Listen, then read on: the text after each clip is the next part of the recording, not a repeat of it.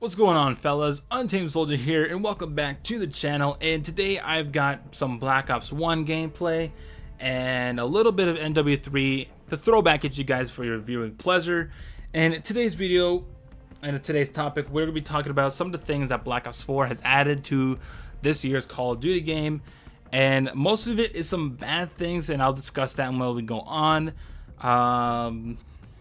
Pretty much that is it. Just to get out of the way, and no more advanced movements, as David Vonderhaar has said. No more boost jumping, no more wall running, till that is a plus. But we kind of seen that one coming. Now onto the actual list I have here. So, a lot of people have, then they played the game over at the Call of Duty event that selected people who were able to play this game. Say that there is a Rainbow Six Siege feel when it comes to this game. Now that is like something I really don't want to hear in a Call of Duty game, that they've taken something from a different game to add it to their own. It just really, it's not creative. It's just, Call of Duty around this time now is, I want to refer to as the adaptive game, because it just takes things from different games and puts it in their own to make it seem better. So what do I mean by limitations? So the beta testers, or the people who were out over there in the Call of Duty event that were playing this game, they experienced the thing where you could only be one specialist per team. So if I wanted to be a Ruin, you can't be the Ruin either. There's only one specialist for everyone. Everyone has their own unique specialist that they have to be. Now I could already see the frustration when it comes to this, because I've played Rainbow Six Siege, I'm not gonna lie, and I think I played it a good probably 3-4 weeks until I was like, you know what, this game's not for me, I don't want to play it. The number of times what I've actually felt good being a certain specialist, I wanted to be that person because I knew I would be good when I was that specialist. But when somebody else picks that specialist and I'm left with some random option I had to pick before the game starts, that is just really, it just really bugs me. And I could already hear the people when they pick a certain a person, and somebody else wants to be that person, but you pick it first, he is just going to complain, and that's where you're going to have unlucky or unhappy players and that. So I hope this is, this could be, reworked so we don't have this limitations of specialists in here. Because if I wanted to play this type of game where I can only be one person for each team, I just go ahead and play Rainbow Six Siege, because that's where it belongs. It does not belong in Call of Duty. Call of Duty didn't have a problem with being having two of the same specialists in one match. It's just one of those things that wasn't necessary to add in this game.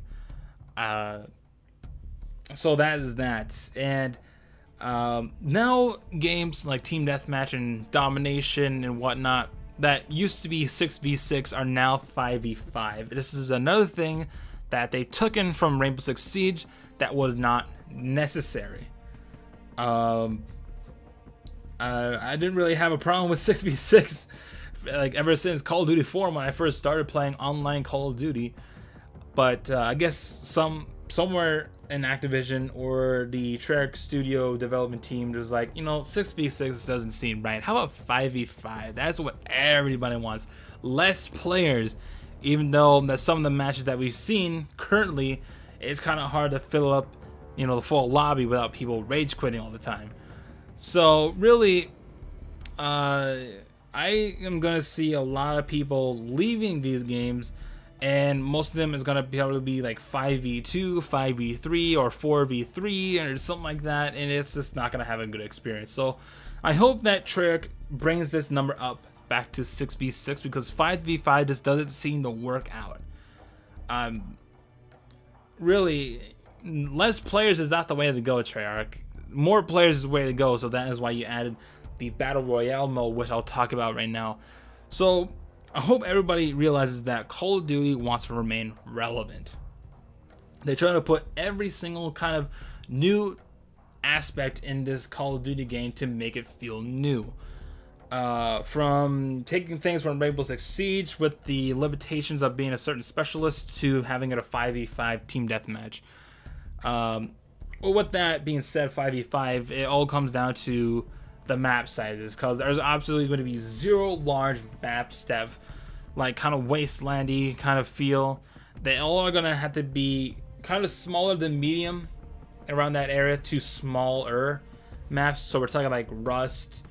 We are talking like Nuketown if they bring that one back, because it's kind of a tradition. So that's gonna think that's the thing there. Now back onto the Battle Royale. They want to remain relevant, so this is why they put themselves into the competition with Fortnite, with PUBG, with H1Z1, and so forth. I am yet to see how this is going to work out. I can already see the beginning of this Battle Royale mode being a crap show. Because I could probably see this being a laggy experience. Being a buggy one. It's not going to run as smooth until future patches come in. And I believe that they're going to be using the same engine that they've been using before. And I don't think this engine that they're using is going to be really Battle Royale friendly. But we have yet to see when that comes. And I believe it's coming out with the beta. So a lot of people are going to get their hands on that before the actual game is released. So that's Battle Royale. Oh, and plus Battle Royale. If people caught on already, there's going to be helicopters in there. And I hope that all of these are going to be non-lethal. Because if they are lethal, meaning that they shoot out rockets and bullets and whatnot. If there's somebody who is a complete no life in the helicopter, he is going to remain in that helicopter until he kills the final person. And that's just not going to be a fun experience when you're playing Call of Duty Blackout Battle Royale.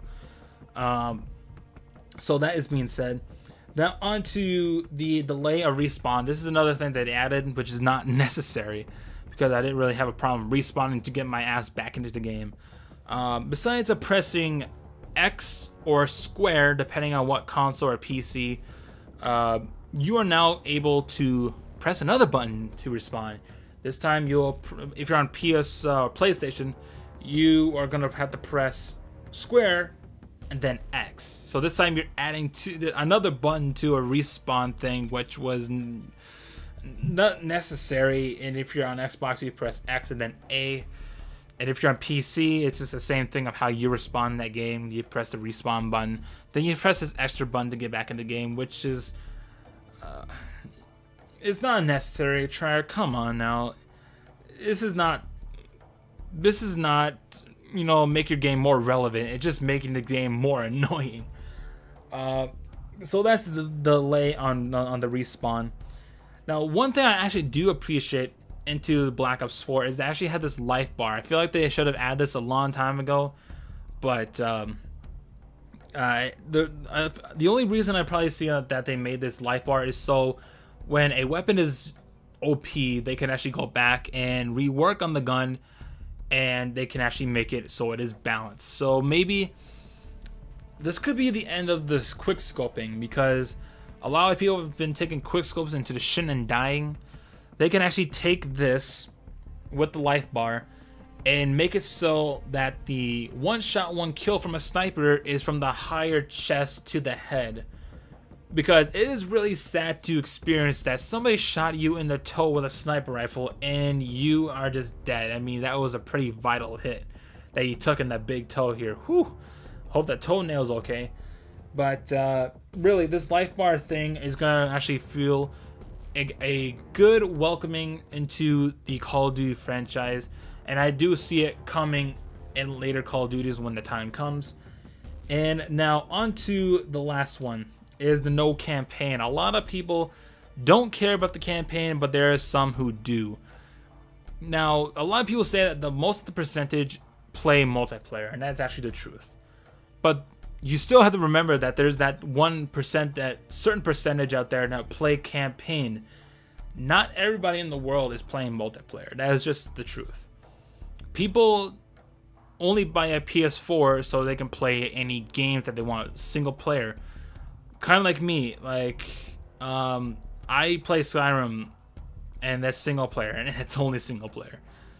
And there's Grand Theft Auto. I think I've had more fun experience playing single player while not playing multiplayer. Just with reasons that I don't want to get to because the video will already be too long. This also goes with the title, Black Ops 4. Where does the 4 come in if the campaign has not continued?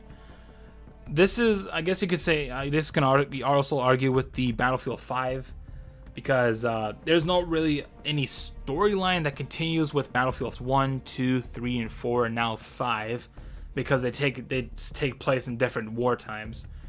But for Call of Duty, they always added that number to continue on with the story. Call of Duty 4 and Modern Warfare started the Modern Warfare series. MW2 continued that series, and MW3 ended that series, or did it? That's up to Infinity of the Ward to figure that one out. Black Ops 3 didn't really continue the Black Ops 1, Black Ops 2 story. It was just probably just thrown in there because it had references with those two games, but really the 4 really shouldn't be there. I think it should just give it a different subtitle besides Black Ops 4. But I feel like they put Black Ops 4 in there because it's a name that everybody knows in the gaming business, and even us YouTubers and gamers. So far, there's no reason for to have the 4 in there because there's no story continuing from Black Ops 3. But Black Ops there is because it's named Black Ops. People already know that, and it's a popular name with the Call of Duty franchise. So that has been it, discussing the Black Ops 4 things that they've added to this game. Mostly bad things, but the life bar is pretty much the only thing that's good about it, and the wall running and not having any advanced movements. So I hope you guys were able to stick around until the very end. Give yourselves a pat on the back if you did, and give a like if you found this video enjoyable. So that is it, and I will see you guys in the next video, wherever it makes. Stay awesome and have a good one out there.